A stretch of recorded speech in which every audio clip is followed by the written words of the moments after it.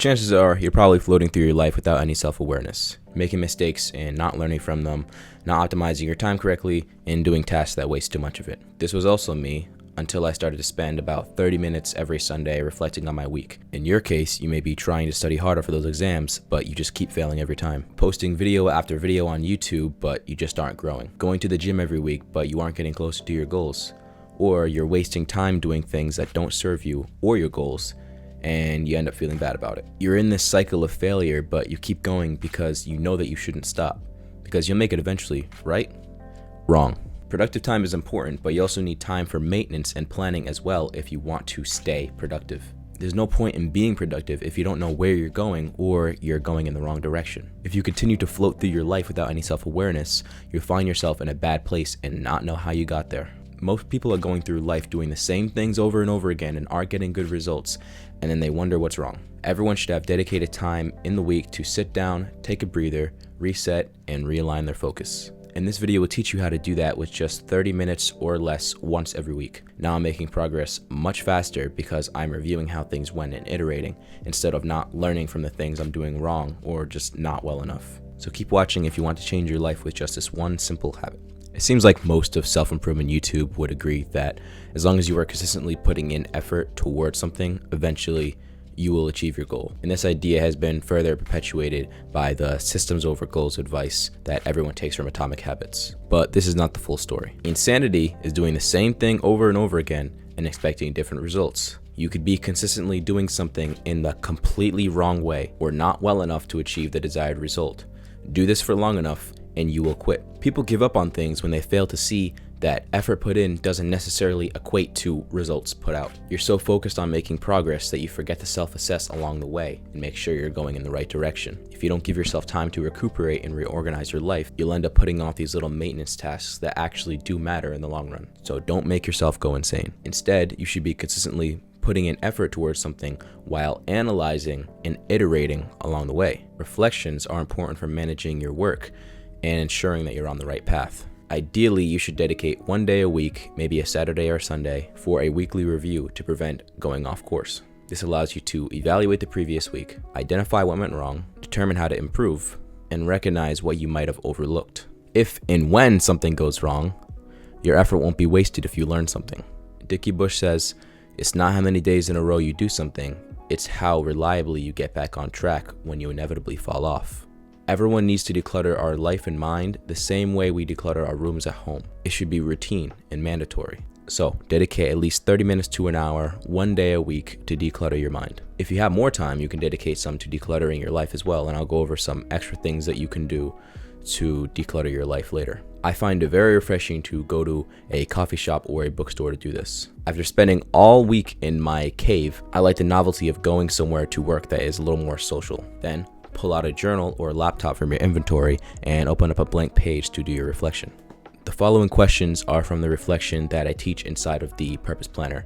The planner has a page that you can copy each week to do this, which makes it convenient, but you can do this without. Before you reflect, review last week's plan, if you had one, to see what you did and didn't accomplish. This will help you prepare better for the week ahead. Even if last week didn't go as planned, it's okay because it's a learning opportunity. It's only a failure if you don't learn from it. So there are 5 questions that you should ask yourself every Sunday. So question number 1, what challenges did I face last week? How did I handle them? And how can I handle them better moving forward? When you have a problem in your life, a lot of the time you'll either solve it or it will pass over. But the real question is, how did you handle the problem? Did it cause you a lot of stress? Did you make the right call? The goal is to help you handle things better moving forward, in case you come across the same problem. Think of it like history. The point is to study it so we don't make the same mistakes of the past. But you can't study the past if you don't even acknowledge it. Question number 2, how effectively did I manage my time? What activities wasted it? And how can I improve for this week? Time is our most valuable asset and it's non-renewable. So you should be making sure that you're using it in the most efficient way possible. For example, you may note that you spend too much time on Instagram this week. Since this causes you to feel tired the next day, that is a problem, and you should aim to improve that. Or maybe you scheduled 1 hour of time to do your homework or study each day, but you weren't able to finish in that time. You would then reassess how long you need to get your work done each day and make the intention to give yourself more. So question number 3, what lessons or insights did I gain this week? How can I apply this knowledge moving forward? If you really are self-improving, you should be able to think of at least one thing that you learned this week, whether it's from a conversation, a situation, a book, video, lecture, podcast, maybe a piece of content like mine, whatever it may be. Try to think of something that you learned that if you implemented it, it would genuinely help you if you applied it to your life. Then make the intention to use that knowledge. Knowledge and wisdom are not the same thing. Knowledge turns into wisdom through self-experimentation or application. You need to experiment with the things that you're learning if you want to gain an understanding of them. Otherwise, you're just consuming for entertainment. I go much more into detail about this in a video. It was titled How to Learn Any Skill 10 Times Faster. Not sure what it is right now, but it'll be up here. So number 4, assess your physical and mental well-being.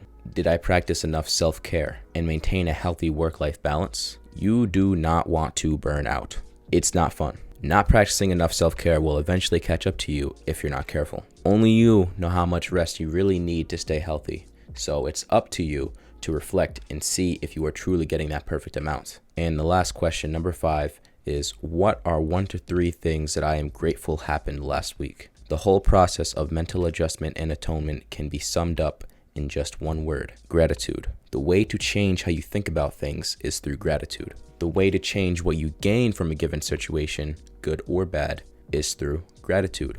Gratitude is the easiest way to go from being in a negative state or vibration to a positive one. Sometimes we can be very unappreciative of what we have. It's easy to get caught up in the not so good things in life, but so rewarding to appreciate the little things that we take for granted. So take some time every week to really think about what you have to be grateful for and why you're grateful for it. And once you are done with your reflection, you will then plan out the week ahead from a state of clarity and confidence.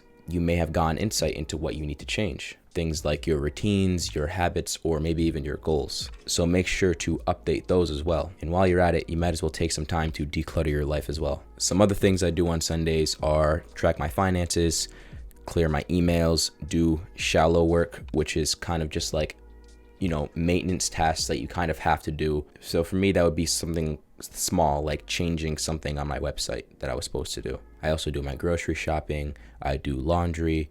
I take some long walks.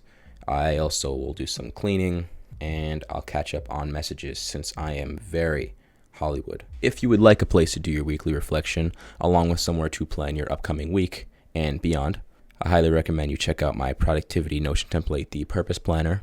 The questions I went through here are part of the weekly reflection section of the template. If you aren't quite ready to invest in the planner, I have a free journaling course called 14 Days to Purpose that over 6,000 people have taken already. I am confident that it'll help you on your self-improvement journey, no matter where you are. You can get that by joining my free school community at Perception Alliance, first link in the description. I will see you in the next video. Have a great week. See ya.